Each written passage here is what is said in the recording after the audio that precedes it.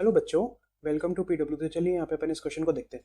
देखो क्वेश्चन क्या कह रहा है, what is the magnitude of gravitational force between the earth and a 1 kg object on it surface. On it surface को मैं यहाँ पे हाईलाइट कर रहा हूँ, बाद में बताऊंगा क्यों। Mass of the earth is 6 into 10 to the power 24 kg and radius of the earth is 6.4 into 10 to the power 6 metre. All right, सारी की सारी वैल्यूज ऐसा यूनिट में है, ये अपन ने चेक कर लिया। अब इसका सॉल्यूशन देखो। जो जो क्वेश्चन में गिवन है वो तो अपन लिख ही लेते हैं।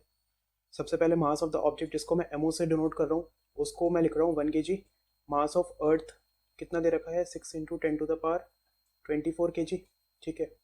रेडियस ऑफ अर्थ कितना है, 6.4 into 10 to the power 6 metre. All right. अब by universal law of gravitation what we know, by universal law of gravitation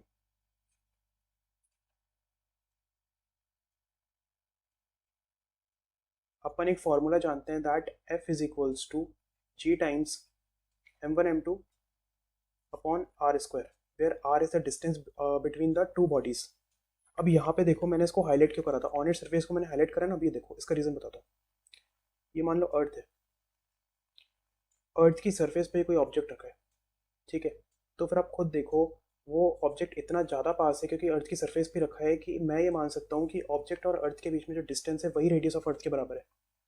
तो यहाँ पे है ना, जो डिस्टेंस है ना दोनों बॉडीज के बीच में, यही रेडियस ऑफ अर्थ के बराबर हो जाएगा। So that is why question में कुछ भी अगर गिवन होता है ना, तो उसकी कुछ ना कुछ इंपॉर्टेंस होती है।